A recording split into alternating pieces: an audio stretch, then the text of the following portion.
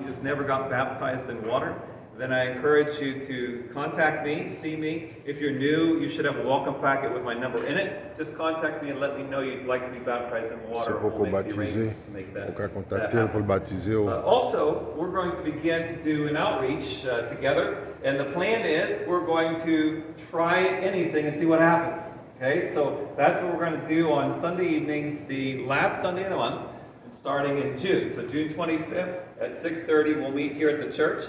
And we'll kind of put our heads together and think of a way to reach our neighborhood and our community, and then we'll go out and try it. And we'll either come back rejoicing that God did something great, or we'll come back thinking, all right, we need to try something different than that. Because we're going to work together as a team to figure this out, because God has called us to go out and preach the gospel, amen? Because we've received salvation, and He's given us the responsibility to now go and deliver that to others. So I encourage you to be a part of that. We're going to do it as a team. So that way, if you're scared, you can just hide behind someone who's bigger than you until you get comfortable. But I encourage you to be a part of that and be gracious, because we have no idea what's going to happen. But that's exciting for some of us. Anybody like not knowing what's going to happen? Just a few of you? Okay, so this will be an adjustment for you. Next week is food and fellowship. If you don't know what that is, after the service, we go outside. And we eat together and hang out together after the service. So bring a side dish with you and a dessert. Take that down to the kitchen. There should be a map on the back of that larger handout. If not, just come in and ask where the kitchen is. Someone will help you get to that. And then after service, we'll hang out together. That's an opportunity to bring a friend. So make sure if you know someone, if you're friends with someone, ask them to come and join us. If they're afraid to come to the church in the building, but they're willing to come outside and eat, we're okay with that. Because that's just the beginning of getting them connected with other people at this fellowship. So whatever you can, get them to come and participate in that. So if you would, turn with me to, actually you have a handout there. There's 4 places we're going to pull from this morning. 1 Corinthians 6, 1 Peter 2 and 3, and James 5. 1 Corinthians 6, 1 Peter 2 and 3, and James 5. That's at the top of your handout are the references for you. And I know we've been talking about pain and suffering for a while, and we're near the end. We have 2 more messages on that. But we're figuring out how to deal with our aches and pains, because, you know, when you go to sleep, you're supposed to wake up feeling refreshed and better. How many of you go to sleep and then you wake up feeling worse sometimes? This hurts worse than it did when I went to sleep. My optimum time is just a little bit after waking up, and then for the next 5 hours or so before things start going downhill again.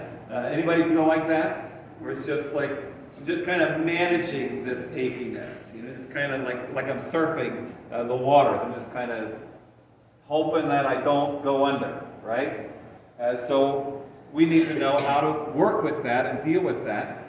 And we've talked about that there's certain pains and sufferings that we can eliminate because we were the cause of it. We want to get rid of that. We've talked about coping with pain and suffering. What do we do when we're going through it and we can't get out of it?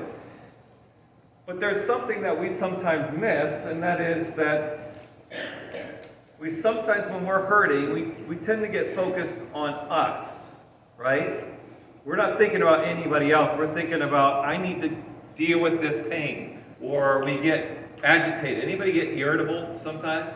You know, like people in my family get irritable when they get hungry. I don't have that angry issue, but I get irritable when I'm in pain or when I'm stressed or when I'm tired. I start to get irritated. And you ever feel like you're a different person? And you're like, I just hope nobody talks to me right now because I'm a different person right now and I'm probably not going to respond well because we're trying to like nurse our wounds, right? Whether it's physical or emotional, like sometimes we have a day where we just have to get away from everybody. You know, nothing's hurting in our body. We just don't feel happy. You know, we kind of feel miserable. We need to get away. And the problem is if we stay there too long, focusing on resolving our own pain, we actually miss something that sometimes relieves the pain, but other times it's just what gives meaning to the pain, and that is that sometimes we go through the pain and suffering for somebody else. It has nothing to do with my growth, nothing to do with my improvement in life. It has everything to do with somebody else. And if we can learn to get our attention off of ourselves and onto others, I don't know if you ever had that, where you just got so focused on what you were doing, you completely forgot about your issues, and it was like they weren't there for a while. Because that's the beauty of serving other people. Anybody remember the restaurant Chi-Chi's? It was a Mexican restaurant chain, and it quickly went out of business about 15 or so years ago, and that was because several people contracted a disease. I can't remember exactly what the disease was, but I think the chicken or something in there was, what was it? The onions, yes, thank you. There was some kind of disease on them, and the people started getting the disease, and I think I read 4 people had died from it. And so what began to happen is people began to say, don't go to Chi-Chi's because you're going to get a disease. Now, I don't know about you, but if someone told me you're going to get a disease if you go to that restaurant, I'm not going to the restaurant. I know some of you like to live on the edge and stuff, but I'm not an edgy person, so I'm not going to the restaurant. And pretty quickly, nobody was going to the restaurants, and they shut down because the reputation of the restaurant was, you eat their food, you'll get a disease. Now, I don't know if you know this, but sometimes us Christians do the same thing to the church. We behave a certain way, we do bad things, wrong things, and at some point people say, don't go into that church because you'll get a disease. Don't be a part of Christianity because it's going to hurt you. It's not going to be good for you. It's not a good place. And so we can have that same kind of an effect on the Christian faith by the way you and I behave. And so our suffering and our ability to live the right way, no matter what's going on in our lives, isn't all about us. It's also about the people who are watching us. And I'm sometimes grieved by us living in the technology world that we live in, that the world can have a constant window inside.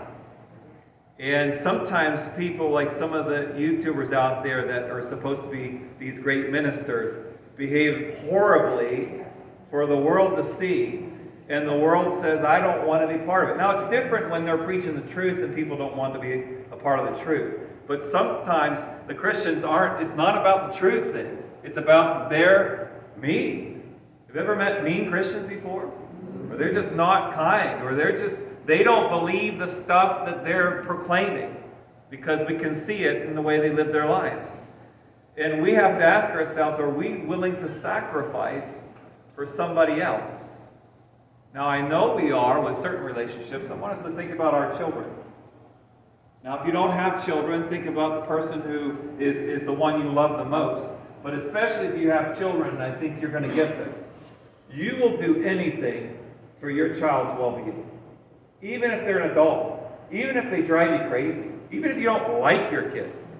You will do anything for their well-being. If there was a speeding bullet coming down the aisle, and you knew it, and you could get in front of your child to take the bullet for them and lose your life, you would do it, right? If you had to go a week without food so that your child can eat food, you would do it. Sometimes, if you had to go a week without food so that your child can go to the movies and have some fun, you sometimes would even do that. Because we love the child so much, we're willing to sacrifice almost anything for that child's well-being. And so we know this idea of sacrifice.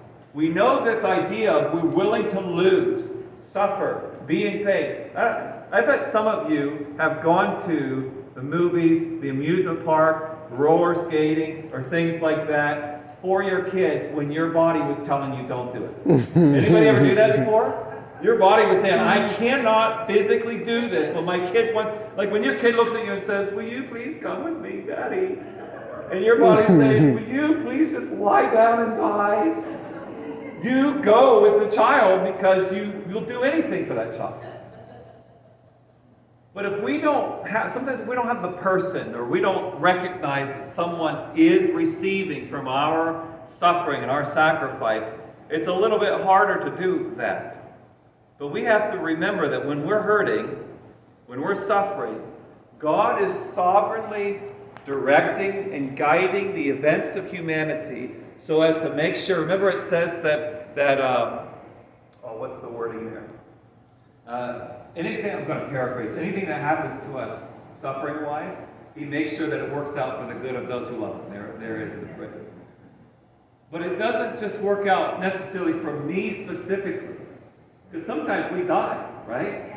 I don't know if you know this, but you guys are all going to die. That's the uplifting message for today. You are going to die. I don't know when, but it's going to happen at some point.